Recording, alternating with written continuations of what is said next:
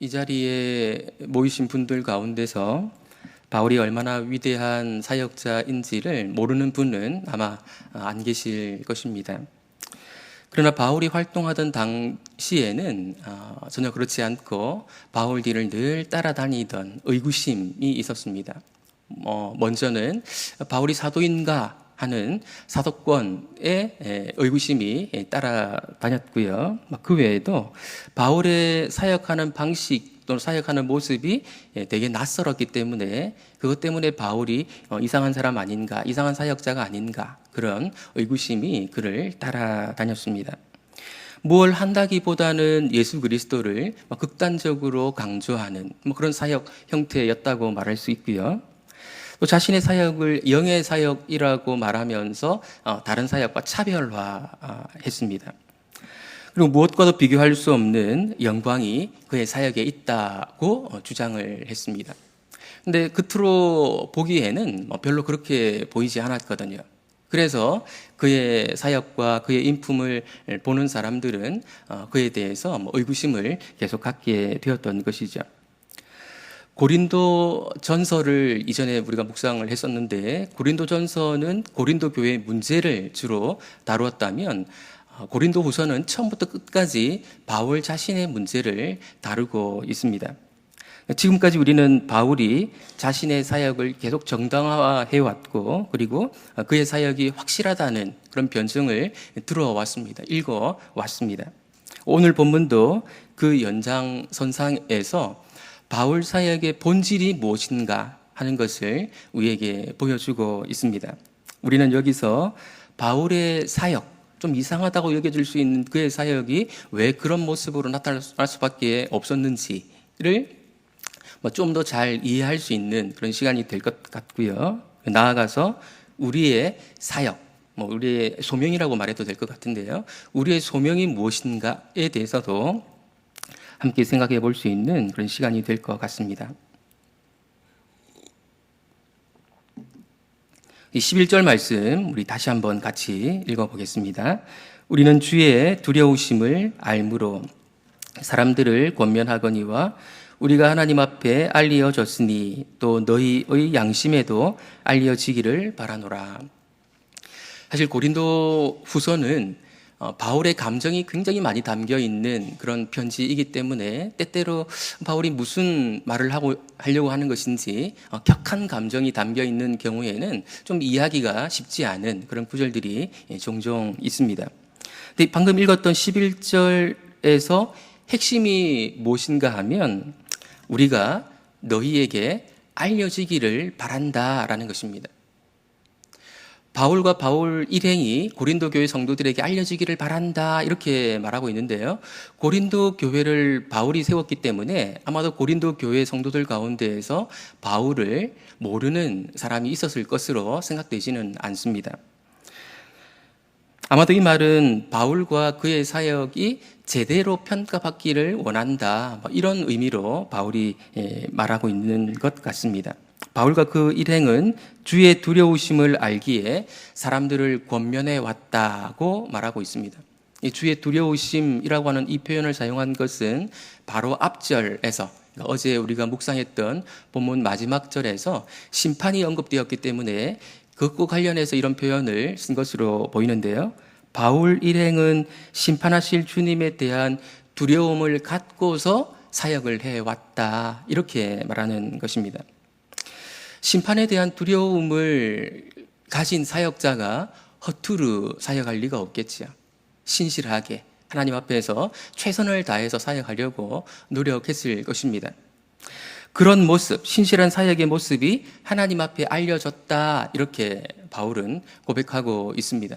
실제로 정말로 심판의 두려움을 갖고서 사역한 사람이 감히 할 수 있는 그런 고백이 아니겠습니까? 그런데 자신들의 그런 사역 모습이 고린도 교회 성도들에게도 알려지기를 원한다 이렇게 말하고 있습니다. 이것이 무슨 말일까요? 바울이 자기 자신에 대해서 내세우기를 원하는 자기 PR을 하려는 것일까요? 이 말의 의미가 12절에 소개되는데요. 12절을 같이 한번 읽어보겠습니다.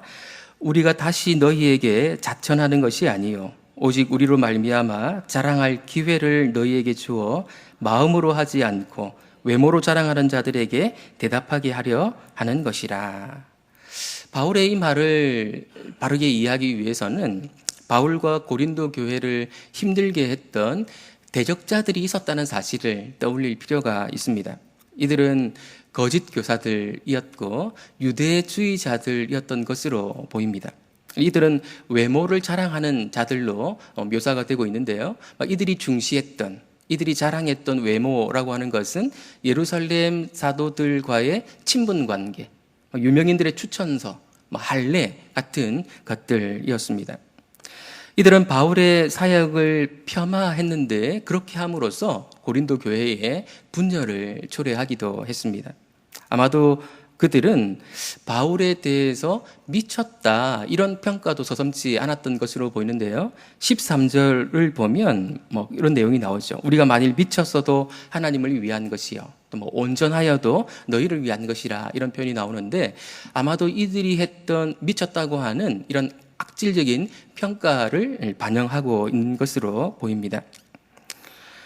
바울이 알려지기 원하는 것은 자기를 피하려는 것이 아니라 바로 이런 대적자들의 옳지 않음을 구별할 수 있도록, 분별할 수 있도록 도와주기 위해서였습니다.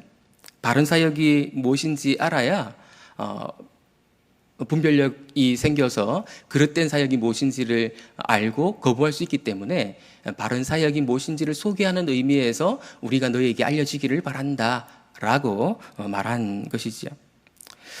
교회에서 사역이 어떤 모습으로 진행되는가, 어떤 모습으로 펼쳐지는가 하는 것은 우리가 관심을 가져야 될 매우 중요한 문제가 아닐 수 없습니다. 이 문제는 상당히 큰 주제이기 때문에 이 자리에서 다 나누기는 불가능하지만 두 가지 정도는 우리가 요점을 좀 생각해 보고 넘어가는 것이 좋을 것 같습니다. 결과를 중시하고 뭔가를 드러내려고 하는 방향으로 사역이 진행되는 것은 매우 위험할 수 있다라는 것 우리가 좀 생각해야 될 것 같고요.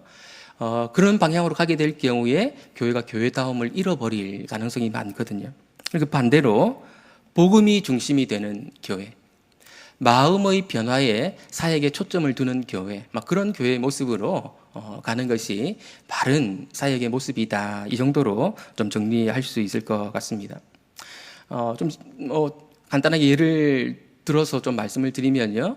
우리가 헌금을 드리는 방식에 있어서도 어떤 방식으로 드리는 것이 합당할까 하는 것을 좀 함께 고민할 필요가 있습니다. 우리 교회가 헌금하는 방식이 문제가 있다 이런 말씀을 드리는 것이 아니고요. 잘못하면 외모를 중시하도록 만드는 그런 모습으로 교회가 사역이 이루어질 수 있거든요. 그래서 우리가 하는 어떤 순서들, 어떤 과정들이 외모를 중시하게 만드는 쪽으로 가고 있지는 않은가, 이런 부분들을 잘 고민을 해서 마음이 변화되도록 이끄는 그런 모습으로 사역이 이루어질 수 있도록 함께 노력해야 한다는 것이죠. 우리는 나름대로 바르게 한다고 하는데 누군가의 비난을 받게 되면 굉장히 기분이 상하고 또 주춤하기 마련입니다. 그런 일이 몇 차례 반복이 되게 되면 속된 말로 때려치우고 싶은 그런 마음이 들기도 하죠. 욕을 들어가면서 어떤 일을 하는 것이 우리의 심성상 잘 맞지를 않습니다. 그런데 바울은 미쳤다는 말을 들어가면서도, 아니 그보다 훨씬 더 심한 그런 박해를, 핍박을 받아가면서도 자신의 사역을 포기할 생각이 없는 사람처럼 보입니다. 그 이유가 무엇일까요? 14절을 보면 그리스도의 사랑이 우리를 강권하시는도다 이렇게 말하고 있습니다. 여기서 강권한다라는 말은 애워싼다, 지배한다 이런 뜻이거든요. 그리스도의 사랑이 바울 일행을 애워싸고 그들을 지배하고 있기 때문에 그 사랑 때문에 힘들어도, 핍박이 있어도, 심지어 미쳤다는 그런 평가를 들어도 그 사역을 잘 감당할 수 있었다 이렇게 말하는 것이죠. 우리가 흔히 하는 말이 있지 않습니까? 사랑을 많이 받아본 사람이 사랑을 베풀 수 있다. 그리스도의 사랑을 깊이 체험했기 때문에, 그리스도의 사랑의 그 깊이를 깨달았기 때문에 그 사랑으로 사역을 감당할 수 있었다라고 바울은 말하고 있습니다. 근데 그리스도의 사랑에 대한 언급 이후에 14절 후반부를 보면 그리스도의 죽음을 언급하고 있거든요. 그리스도의 사랑이 그분의 죽음에서 잘 드러났기 때문에 아마도 이 부분들을 우리가 깊이 묵상해 본다면 그리스도의 사랑을 좀 더 깊이 깨닫는 데 도움을 얻을 수 있지 않을까, 그런 생각을 해봅니다. 우리는 여기서 한 가지 요점을 정리하고 다음 단락으로 넘어가는 것이 좋을 것 같은데요. 우리가 위대한 사역자라고 말하곤 하는 바울이 자신의 사역을 감당할 수 있는데 적어도 두 가지 동기를 우리가 이 단락에서 보게 되는데요. 그 첫 번째는 무엇인가 하면 그리스도의 사랑이었습니다. 그리고 또 다른 한 가지는 무엇인가 하면 주님에 대한 또는 심판에 대한 두려움이었습니다. 그리스도의 사랑과 심판의 두려움, 이것이 바울로 하여금 건강한 사역을 할 수 있도록 만들어 주었던 두 축과 같은 것이었다, 이렇게 말할 수 있습니다. 이것은 우리도 마찬가지로 우리의 신앙생활이 엉터리가 되지 않기 위해서, 우리 사역이 엉터리가 되지 않기 위해서는 그리스도의 사랑과 심판의 두려움, 이 두 가지가 우리에게 실제가 되도록 우리가 몸부림칠 필요가 있는 것이죠. 요즘에 또 언론에서 많이 보는 교회와 관련된 그런 내용들이 있지 않습니까? 교회를 세습하는 사람들이 있습니다. 교회도 그것을 지지하는 것 같고요. 목사 개인뿐 아니라 또 성도들도 그 부분들을 지지하기 때문에 이런 일들이 일어나고 있는데, 심판에 대한 두려움이 정말 실제가 된다면 저렇게 할 수 있을까? 교회를 사유화해서 아들에게 물려주는 저런 일을 부끄러움 없이 할 수 있을까? 이런 생각이 드는 것이죠. 그리고 그리스도에 대한 사랑과 심판의 두려움, 이 두 가지는 서로 균형과 조화를 이룰 필요가 있을 것 같습니다. 이 두 가지는 좀 상반된 요소가 있는 것이 사실이 아닙니까? 둘 다 너무 좋고 필요한 것이고, 그 둘 중에 하나만이라도 제대로 우리가 따라간다면 바른 사역이 될 수 있을 것이라 생각되는데, 때때로 이 두 가지는 서로가 서로를 견제하면서 균형을 맞춰갈 때 더 건강한 사역으로 이끌 수 있는 그런 요소가 될 수 있습니다. 지나친 열정을 절제하는 것이 어떨 때는 나을 때가 있고요. 또 너무 차분하기보다는 때로 활력이 필요할 때가 있기 때문에 이 두 가지가 함께 가는 그런 건강한 사역, 건강한 신앙생활이 우리에게 있기를 위해서 기도해야겠습니다. 이제 바울은 한 걸음 더 들어가서 자신의 사역의 본질이 어디에 있는가를 소개하려고 합니다. 바울 사역의 큰 그림이라고 말해도 될 것 같습니다. 바울이 왜 그토록 예수 그리스도를 극단적으로 강조하는지, 그리고 왜 핍박에도 불구하고 전 세계를 돌아다니면서 복음 전하는 일을 멈추려 하지 않는지, 우리는 그것을 더 잘 이해할 수 있게 될 것입니다. 그 출발점은 그리스도의 죽음에 대한 이해에 있었습니다. 새로운 이해라고 말할 수도 있을 것 같은데요. 우리가 잘 알고 있듯이 바울은 그리스도의 죽음을 처음에 어떻게 이해했습니까? 대부분의 유대인들이 이해했던 것과 동일한 방식으로 나무에 달린 자는 저주받은 자라고 이해하고 있었기 때문에 예수님의 죽음은 하나님께 저주받은 죽음이라고 이해를 했습니다. 하지만 다메섹 사건 이후에 그는 그리스도의 죽음에 대한 이해가 완전히 달라지게 되었는데요. 14절 하반절에서 15절에 그의 그 죽음에 대한 이해를 잘 보여줍니다. 우리가 생각하건대 한 사람이 모든 사람을 대신하여 죽었은즉 모든 사람이 죽은 것이라.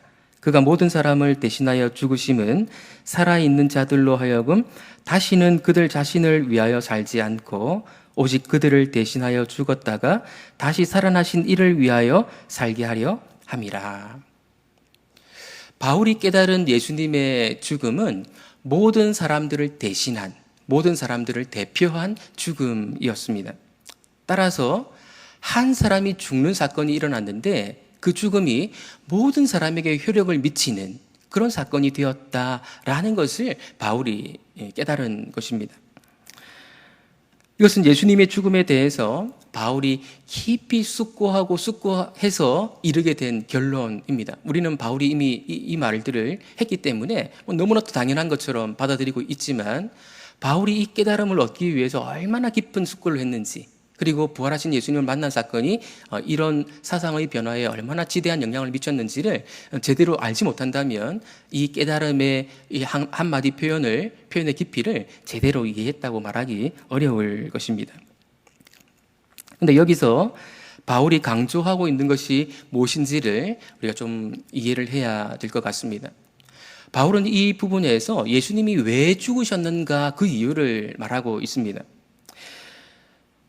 예수님이 왜 죽으셨습니까? 우리가 그 벌을 받아야 되는데 우리의 받을 벌을 대신 받아주셔서 우리가 죽은 이후에 천국 가게 하시려고 예수님이 우리를 대신해서 죽으셨다. 이렇게 바울이 말하고 있습니까? 바울은 그렇게 말하지 않고 대신하여 죽었다가 다시 살아나신 이 바로 예수님이시죠.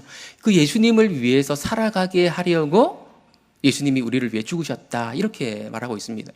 그러니까 우리가 죽어서 천국 가게 만드시려고 하는 것이 아니라 이 세상에 살면서, 이 땅에 살면서 예수님을 위해 살아가게 하시려고 예수님이 우리를 대신해 죽으셨다. 우리를 대표해서 죽으셨다. 이렇게 바울은 말하고 있다는 것입니다. 다르게 말하면 삶의 목표를 교정해서, 삶의 방향을 교정해서 바른 삶을 살아가게 하시려고 예수님이 죽으셨다. 이렇게 바울이 표현하고 있다는 것입니다. 이것이 바울이 깨달은 것입니다. 이 깨달음이 그의 사역을 그리고 세상을 바라보는 안목을 사람들을 바라보는 인식을 바꾸어 놓았습니다. 16절, 17절 말씀 우리 같이 한번 읽어보겠습니다.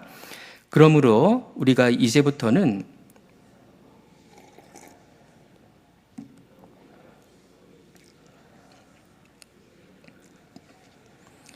그런즉 누구든지 그리스도 안에 있으면 새로운 피조물이라 이전 것은 지나갔으니 보라 새 것이 되었도다.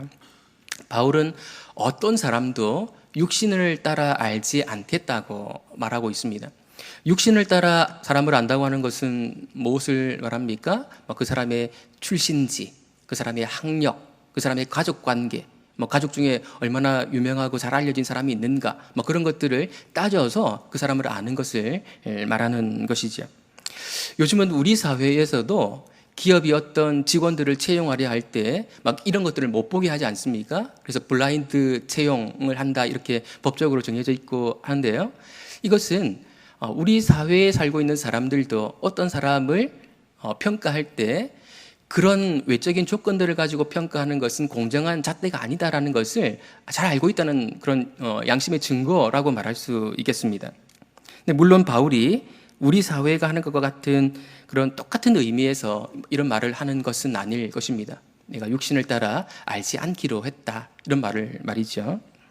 왜 육신을 따라 알지 않겠다고 말하는가 하면 그리스도 안에서 새로운 피조물이 되었기 때문이라고 바울은 말합니다. 새로운 피조물이 되었다라는 말의 의미는 우리가 좀 많이 곱씹어 봐야 될 그런 표현인데요. 새로운 피조물이 되었다라고 하는 말은 우리가 구원받았다는 말과 비슷하지만 일어난 변화를 부각시키고 그것을 강조하는 그런 다른 표현입니다. 구원받았다는 말보다 보다 적극적인 개념, 더 포괄적인 개념이 새로운 피조물이 되었다라는 그런 개념일 수 있는 것이죠. 예수님을 제대로 알고 믿으면 이전의 그 사람과 완전히 다른 사람이 됩니다. 그래서 육신대로 그 사람을 알지 않는 것이 마땅한 평가라고 말할 수 있는 것이죠. 성도님들과 간간히 교제를 하다 보면 그 성도님들이 살아온 삶의 이야기들을 듣게 되고 예수님 때문에 얼마나 달라졌는가 하는 그런 인생 스토리를 듣는 경우가 종종 있습니다. 완전히 다른 사람이 되었다 이렇게 고백을 하시더라고요.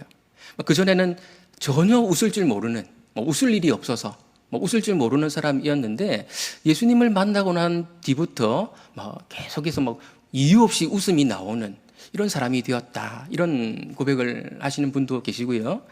실제로 내 피부가 완전히 달라졌다 이렇게 고백하시는 권사님들도 계시더라고요. 마음속에 어떤 기쁨이 막 생겨나면서 그것이 얼굴 피부까지 영향을 미쳐서 기미도 없어지게 되었고 좋은 화장품을 쓰느냐 이런 평가를 말을 듣게 되었다 이런 고백을 듣기도 했습니다. 실제로 우리 교회에 다니시는 권사님 이야기입니다.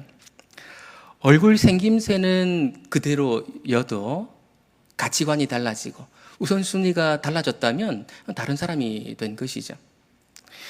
사는 이유를 모르고 살다가 그 이유를 분명히 알게 되었다면 그 사람의 삶은 완전히 달라지게 된 것이고 다른 사람이 되었다고 말할 수 있을 것입니다.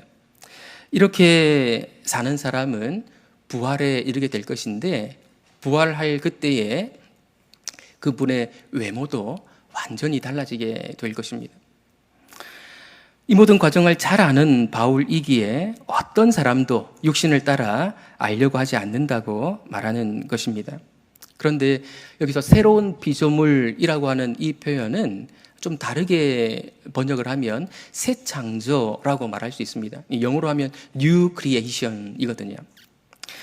여기에는 사람만이 아니라 세계 전체가 포함된다 이런 의미가 담겨 있습니다. 하나님의 계획은 예수 그리스도를 통해서 사람도 새롭게 만드시지만 세계 전체를 새롭게 만드시는 그런 계획을 갖고 계시고 예수 그리스도를 통해서 그 일들을 실행해 가고 계십니다.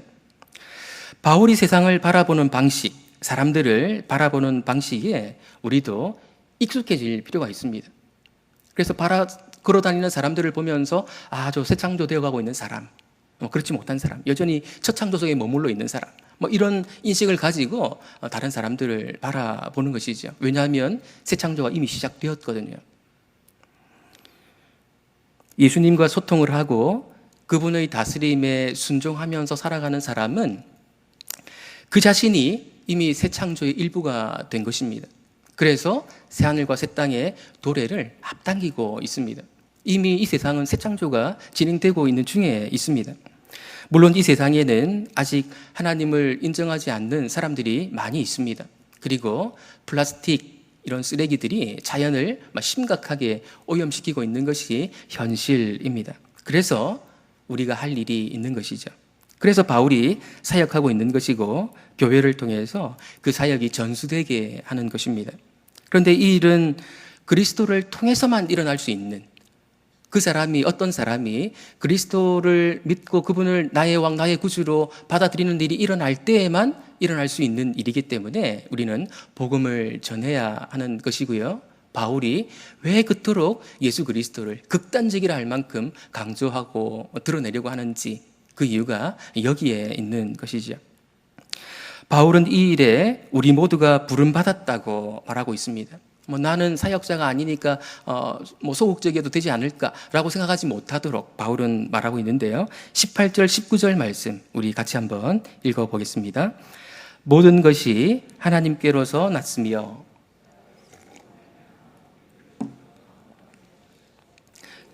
화목하게 하는 직분을 주셨으니 곧 하나님께서 그리스도 안에 계시사 세상을 자기와 화목하게 하시며 그들의 죄를 그들에게 돌리지 아니하시고 화목하게 하는 말씀을 우리에게 부탁하셨느니라. 여기서 우리가 주목해야 할 대목은 하나님께서 우리를 자기와 화목하게 하셨다. 이는 우리가 주도적으로 한 것이 아니고 하나님께서 주도적으로 자기와 화목하게 하셨다라는 이 말의 의미가 무엇인가를 아는 것입니다. 여기서 화목이라고 표현된 단어는 사실은 화해에 더 가깝습니다. 그러니까 원어를 그대로 번역을 하면 화해라는 뜻을 가진 말인데 화목이라고 번역을 했거든요. 아마도 하나님과 화해한다는 말이 좀 어색하게 느껴지기 때문에 화목이라고 번역한 것이 아닌가 그렇게 생각이 됩니다.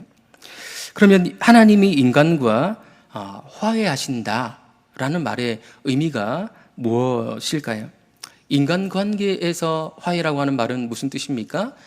두 사람이 다투었는데 한쪽에서 일방적으로 양보하든지 아니면 양쪽에서 조금씩 양보하든지 해서 관계가 회복되는 것, 그것을 우리는 화해라고 말하지 않습니까? 그런데 창조주와 피조물 사이에서는 화해라는 말이 조금 다른 의미일 수밖에 없을 것입니다. 창조주 입장에서 뭔가 잘못한 것이 있다 이렇게 말할 수는 없는 것이니까요. 하나님은 인간을 만드실 때 하나님의 형상으로 존귀하게 만드셨습니다. 그래서 하나님이 이 세상에 계시다면 하실 것 같은 그런 모습으로 사람들이 살아갈 수 있도록 세상을 다스리도록 만드셨죠. 하나님의 창조 질서 속에서 인간의 위치는 위로 하나님을 섬기고 아래로 세상을 다스리도록 부름받았고, 그 위치에 있는 것이 바른 위치에 있는 것입니다. 근데 사실은 우리가 이렇게 말하고 또 너무 당연하게 받아들이지만, 이런 말씀을 창세기에서 처음 들었던 사람들은 그 당시 세계관과 완전히 다른 아주 혁명적인 그런 말씀이었기 때문에 우리가 받아들인 것과 다른 느낌으로 받아들일 수밖에 없었을 것입니다. 어쨌든 우리가 잘 알고 있는 대로 인간들이 이런 창조 질서를 받아들이지 않고 뒤집어 버렸습니다. 엉망을 만들어 버린 것이죠. 위로 하나님 섬기기를 거부하고 심지어 하나님의 자리를 찬탈하려고까지 했습니다. 아래로 세상을 잘 다스리도록 위치 지어졌었는데, 그렇게 하지 않고 세상을 오히려 섬기는, 세상 속에 있는 것들을 섬기는 위치로 나아가게 되었죠. 세상보다 오히려 아래 자리로 내려가서 세상을 신으로 섬기는 그런 모습으로 추락해 버린 것입니다.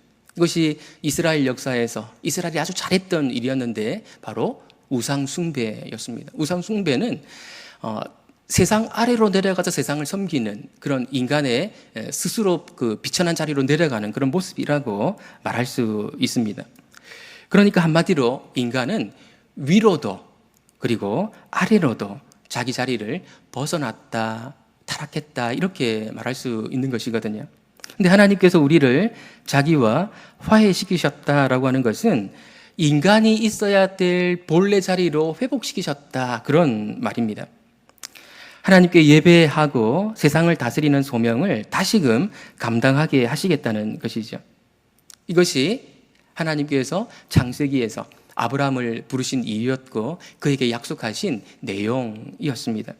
하나님은 아담 이래로 타락한 세상을 내버려 두지 아니하시고 그들을 새롭게 만드시겠다는, 새롭게 창조하시겠다는 약속을 신실하게 지켜오셨다, 이렇게 정리해서 말씀드릴 수 있는 것이죠. 이것이 21절에서 하나님의 의라는 표현을 바울이 사용한 이유인데요. 의라고 하는 것은 언약 용어로 하나님의 신실하심을 드러내는 그런 표현입니다. 그런데 그 하나님이 바울을 비롯한 우리에게 화목하게 하는 직분을 주셨다, 이렇게 말씀하고 있습니다. 인간의 위치를 하나님께 예배하고 세상을 다스리는 바른 위치로 회복시키는 그 일을 우리에게 맡기셔서 우리만 그런 위치로 회복되는 것이 아니라 다른 사람들도 그런 위치로 회복될 수 있도록 만드는 그 일을 하게 만드셨다는 것입니다. 이것이 바울이 전 세계를 돌아다니며 복음을 전했던 이유였습니다. 그리고 오늘 우리가 이 직분을 감당해야 되는 그런 이유이기도 합니다. 그런 점에서 우리는 그리스도의 사신이라고 표현할 수 있을 것 같은데요. 우리 마지막으로 20절을 같이 한번 읽어보겠습니다. 그러므로 우리가 그리스도를 대신하여 사신이 되어 하나님이 우리를 통하여 너희를 권면하시는 것 같이 그리스도를 대신하여 간청하노니 너희는 하나님과 화목하라. 이 요청은 바울이 고린도 교회만이 아니라 오고 오는 모든 교회에 주는 요청이라고 말할 수 있습니다. 물론 고린도 교회는 분열이 있었기 때문에 그 성도들과의 분열을 치유하기 위해서 먼저 하나님과 화목할 것을 요청하는 그런 내용일 수도 있습니다. 하지만 그렇게 보지 않고 하나님과의 화목을 반복해서 추구해 나가는, 그래서 반복해서 하나님과 화목하는 일들이 일어나게 하는 그런 요구일 수도 있습니다. 하나님과의 화목은 과거에 한번 깊이 회개했다고 끝나버리는 것이 아니고 우리 계속해서 죄를 짓기 때문에 하나님과의 화목이 계속 새로워질 필요가 있는 것이거든요. 우리는 계속해서 하나님과 화목해야 합니다. 예수 그리스도께서 나의 전부이심을 고백할 때, 그분의 다스림을 인정할 때, 그리고 하나님이 그분 보내주신 것에 대해서 진심으로 감사할 때 우리는 하나님과 화목을 이룰 수 있습니다. 인간의 위치로 돌아가서 진정으로 하나님께 예배드리고 이 세상에서 우리의 위치를 바르게 구현해내는 그런 삶을 살아갈 수 있게 되는 것이죠. 그 자리를 잘 지켜서 우리의 본래의 그 위치에서 아름다운 삶을 살아나가는 그런 저와 여러분들 되시기를 예수님의 이름으로 축원드립니다. 오늘 말씀을 좀 정리할 때 우리 나중에 합심 기도 드릴 때 다시 한번 좀 정리해 보도록 하겠습니다. 우리 함께 조금 전에 불렀던 찬양, 우리 그 사랑, 우리 찬양 드리고 난 이후에 같이 기도하겠습니다.